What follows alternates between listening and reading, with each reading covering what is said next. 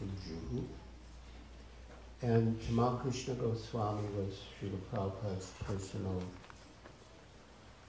secretary. And I went upstairs, and Tamal Krishna Goswami had a desk in the front room, and you would see him at the desk when you entered. And he gave me a deposit to make in the bank. And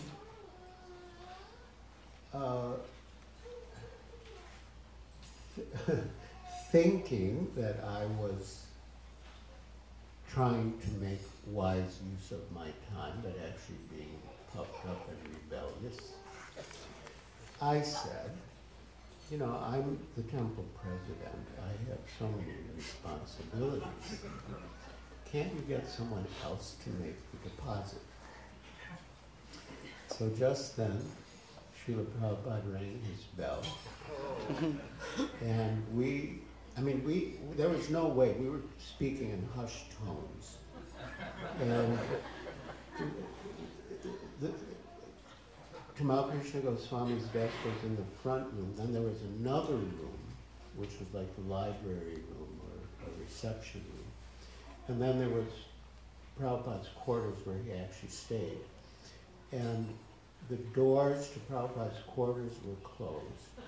And, you know, we made sure that all the doors were closed and that we were speaking in very hushed tones. So we didn't think anything when he rang the bell except, wow, Srila Prabhupada's calling us. We get to be with Srila Prabhupada. So we raced in and offered our obeisances, and we're waiting to share some nectarine moment with Srila Prabhupada. And he looked at me and said, if the spiritual master asks you to go to the bank,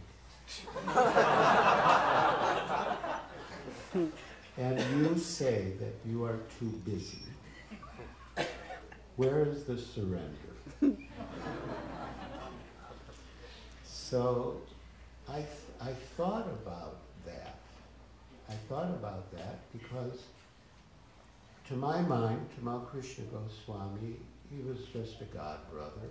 I mean, he was certainly an older god brother, and I had great respect and appreciation for him.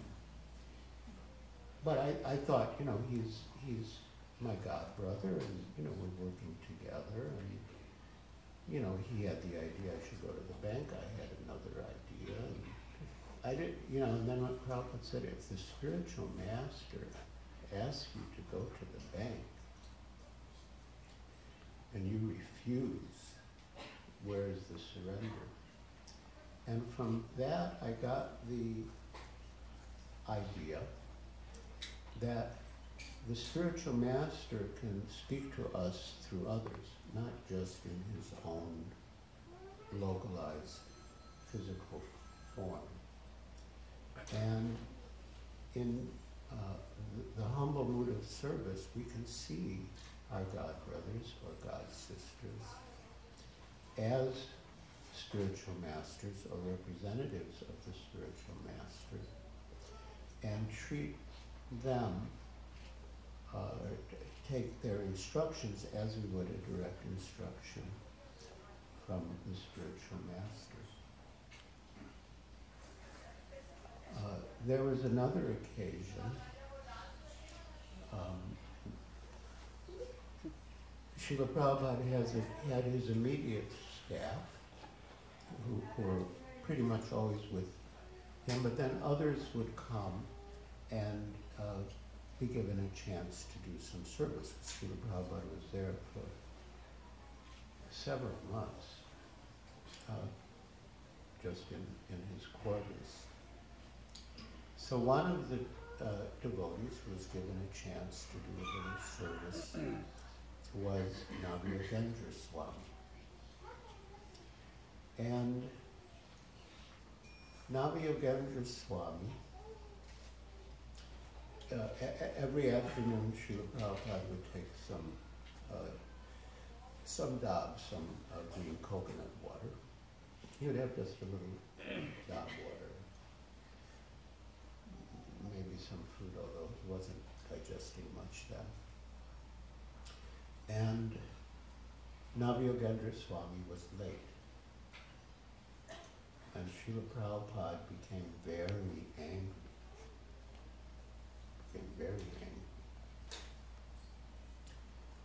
And Navyogendra Swami said, Srila Prabhupada, sometimes you become so angry at us.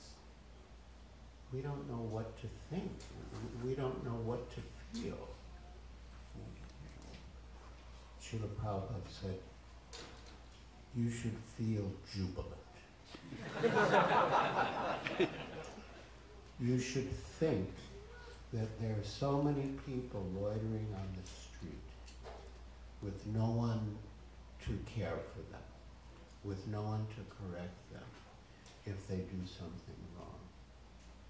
So you should feel jubilant, and you should think how fortunate you are that you have your master to look after you and correct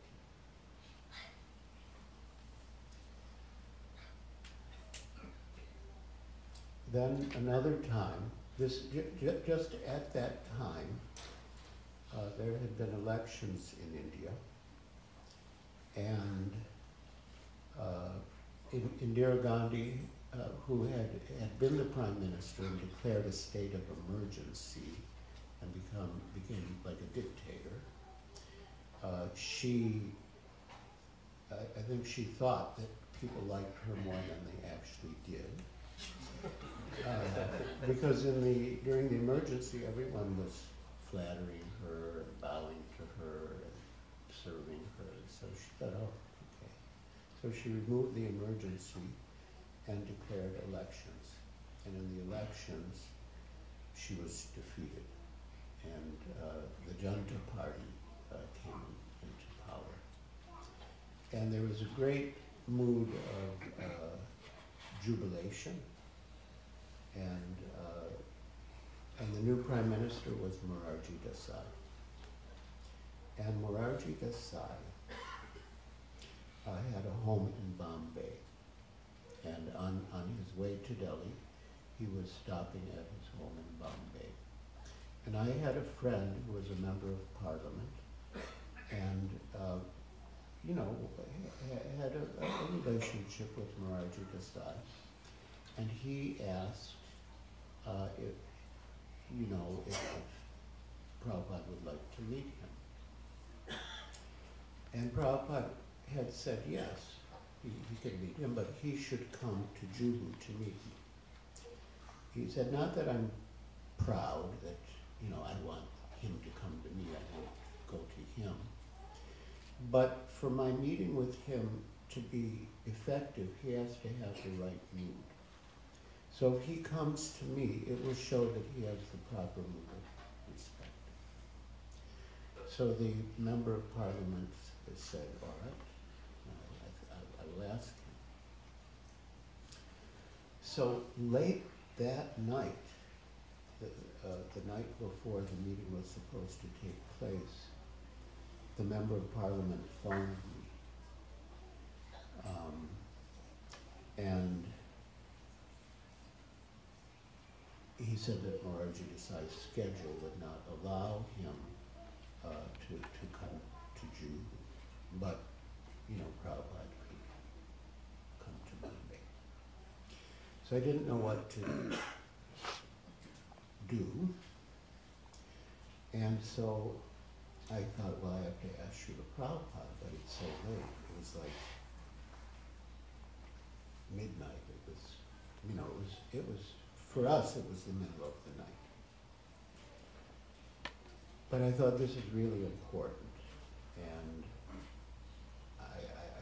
I'll just go and check and see if he's awake. So I went upstairs, and everyone was asleep. There's no secretaries or servants to pass by. And so I walked around to Srila Prabhupada's far door, and I looked inside, and he was sitting at his translation table.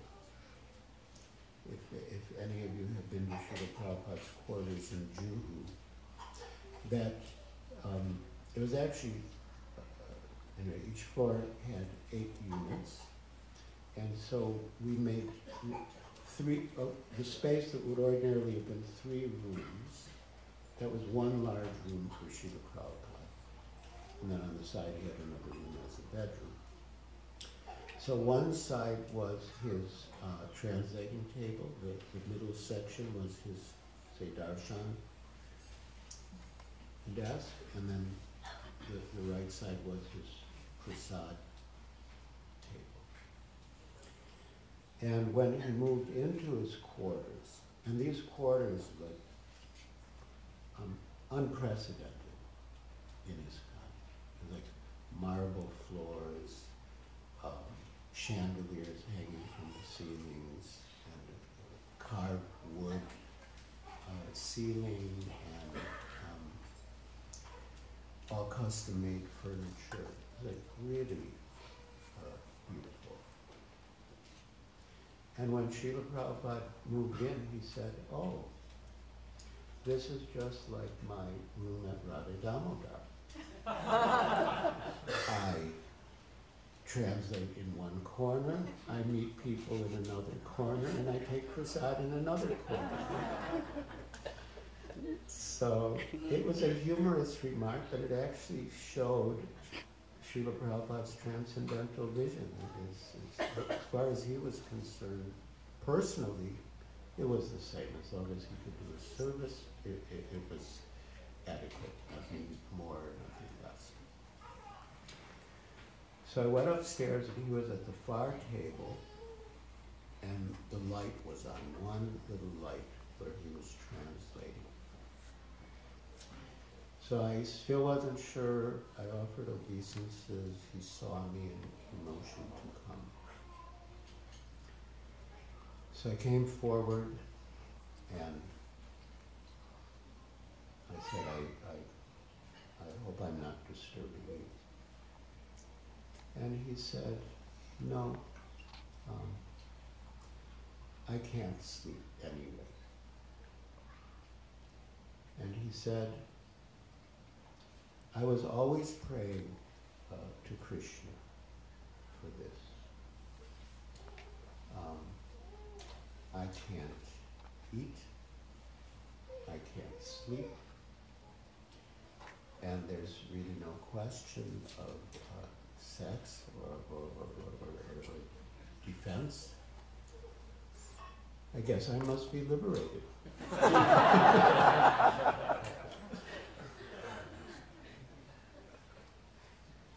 So I explained the situation. He said he wouldn't go, but if the Prime Minister is willing, Krishna Goswami and I can go in his place. As you know, went back, it's probably 1 a.m, and I phoned the member of Parliament and Krishna Goswami, and I went. But it was a very, we had very few opportunities to be with him then, but each opportunity had great significance and was very relishable. And although Srila Prabhupada was our spiritual master and the world acharya, he reciprocated with us in such a way that he would consult us. He was independent, but at the same time, he didn't consider himself to be independent of us. So when it came to his body, his illness, his body, he consulted us. He didn't just make an independent decision. So the question became what to do. should he stay in Bombay. He wanted to be in Bombay for the opening of the temple, but it wasn't clear exactly when the temple would be ready. And otherwise he would prefer to be in Vrindavan. And different devotees were expressing different opinions. And Prabhupada emphasized that no matter what, don't take me to the